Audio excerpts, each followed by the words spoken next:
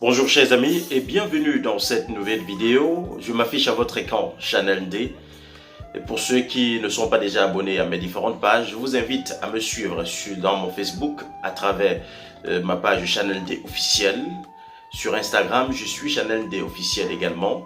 N'oubliez pas aussi massivement de vous abonner dans ma page principale YouTube Channel D officiel pour plus de vidéos. Voilà, je suis un peu enrhumé ce matin, mais compte tenu du fait que je vous avais promis une vidéo par semaine, et la question de notre ami Cédric depuis Yaoundé doit être répondue ce matin sur comment vaincre sa peur, comment prendre en main son destin. Le savez-vous?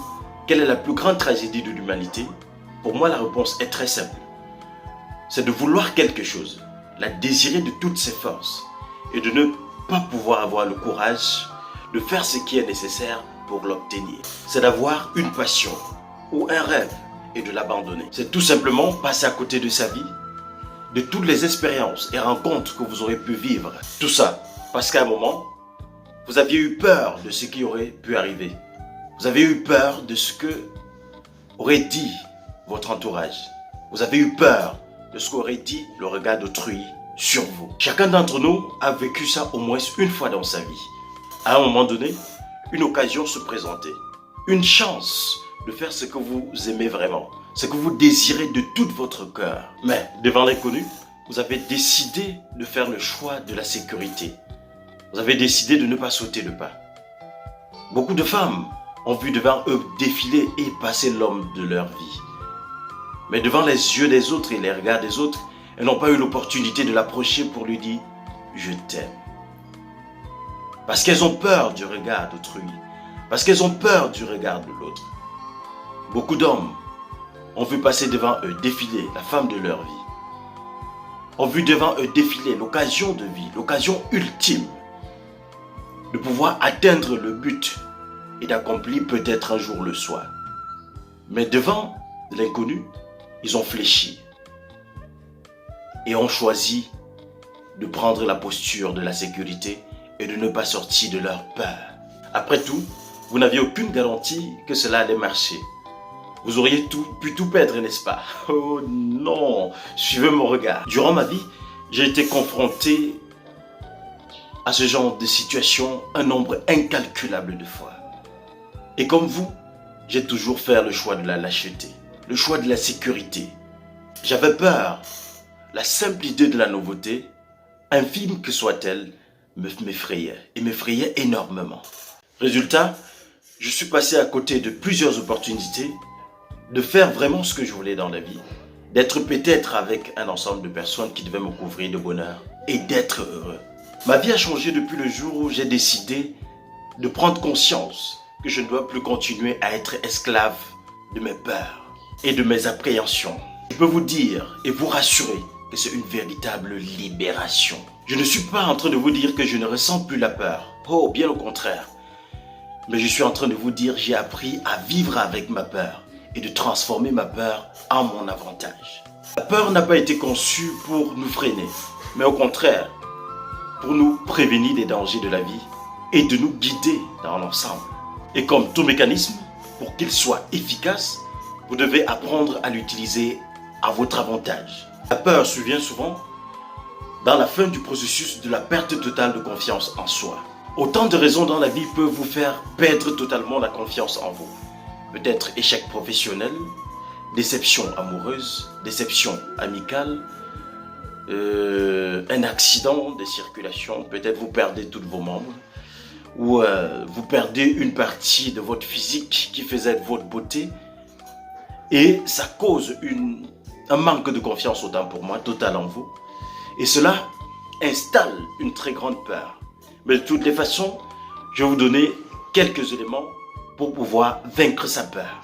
Ceci est également valable pour des personnes qui sont en difficulté familiale et des personnes qui ont grandi dans un orphelinat, des orphelins, des gens qui ont grandi sans un encadrement assez strict, des gens qui ont grandi avec une conception de la vie liée au fait que tous les autres sont au-dessus d'eux, des gens qui ont grandi avec la conception qui sont issus de cette partie de la société-là, qui sont démunis, qui est Et ceux-là qui ont cette perception de la vie que beaucoup d'autres personnes sont au-dessus d'eux à partir de X ou Y éléments.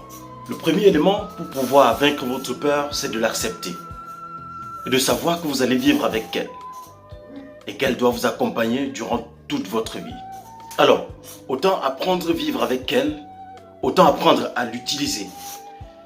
Chers amis, je vous rassure, c'est cela qui fait la différence entre ceux qui partent toujours jusqu'au bout et ceux-là qui abandonnent sans même toutefois commencer. Dites-vous que votre peur est votre allié. Un allié sur qui vous pouvez compter, sur toutes les situations. N'ayez pas de vous débarrasser de votre peur, parce que vous n'y arriverez pas. Et la prochaine fois que vous aurez peur, posez-vous une seule question. Pourquoi ai-je si peur? Et vous aurez sûrement la réponse, parce que des changements sont à l'horizon. Lorsque vous aurez peur, rappelez-vous de pourquoi vous avez commencé. Et qu'est-ce qui vous a poussé à commencer? Rappelez-vous de qui sont ceux qui comptent sur vous. Rappelez-vous quelles sont vos charges. Rappelez-vous qu'est-ce que vous allez dire à la maison. Et je pense que après toutes ces questions, vous allez transcender l'événement qui vous bloquait à partir de votre peur.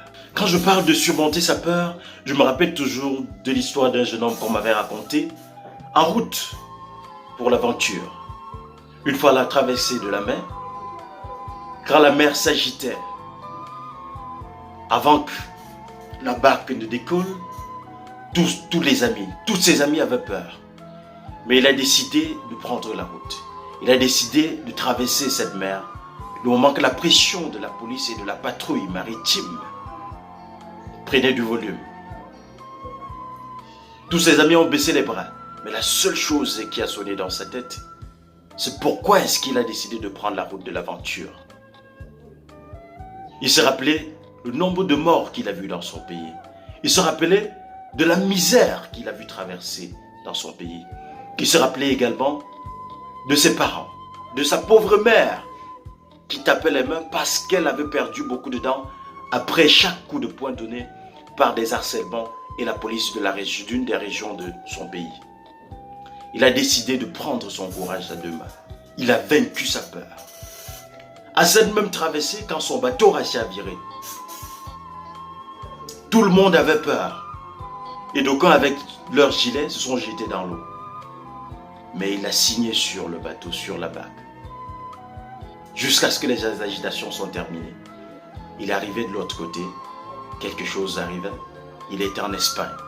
Il avait vaincu sa peur. Aujourd'hui, il fait partie des grands milliardaires de notre génération. Je n'ai pas envie de rappeler son nom ici, mais c'est une histoire vraie. Parce qu'il a pu vaincre sa peur, transcender l'événement qui aurait pu être négatif en positif. Certains de ses amis sont restés et aujourd'hui, ils ont été rapatriés dans leur pays d'origine.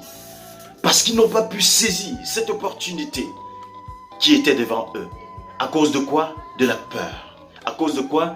Du regard des autres. Qu'est-ce qui aurait pu arriver si ce bateau chavirait et que je mourrais?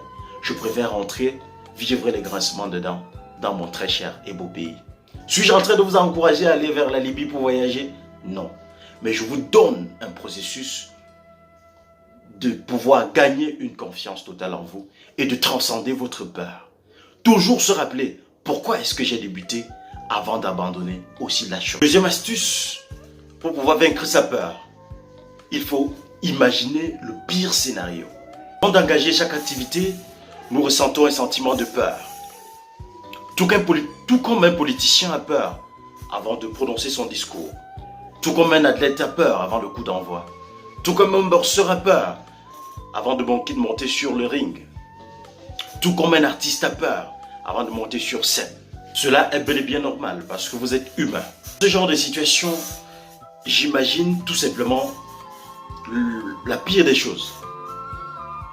Que ça serait arrivé si je traverse, je continue avec toutes les forces et que le pire arrivait. Rappelez-vous, quel que soit ce que vous allez entreprendre, il y aura deux issues possibles.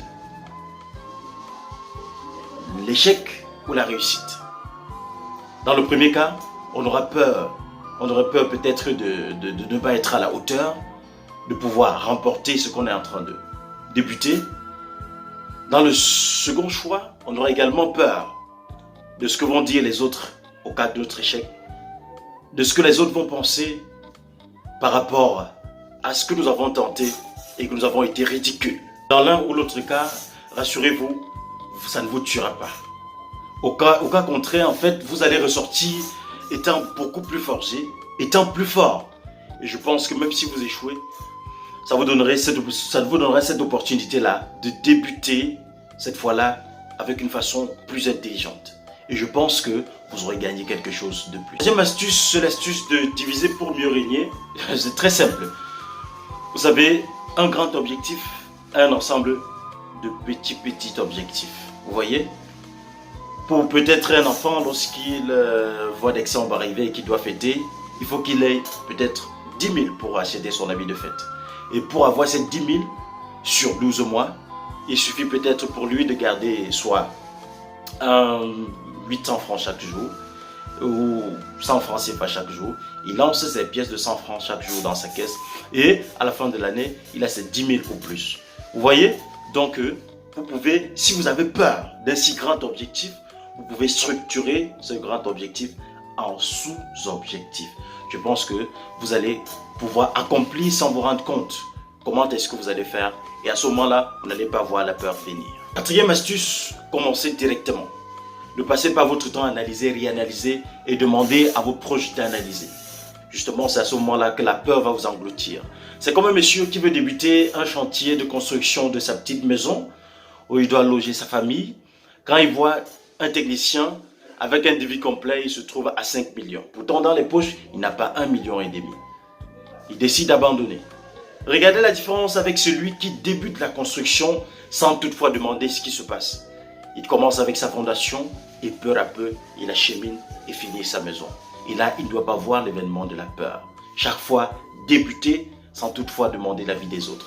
Car l'avis des autres, ça viendra pour augmenter la peur et vous faire diminuer cet enthousiasme-là qui vous pousse à pouvoir entamer votre projet. Cinquième et dernier élément, célébrez votre succès. Si vous avez débuté quelque chose avec la peur, je pense qu'après avoir gagné, il faut célébrer. Faire une mini-fête, bien s'habiller, mettre un très bon parfum, se rendre dans un endroit chic où il y a beaucoup de personnes, prendre ne serait-ce qu'un coca. Vous buvez, je pense que ça va vous faire du bien.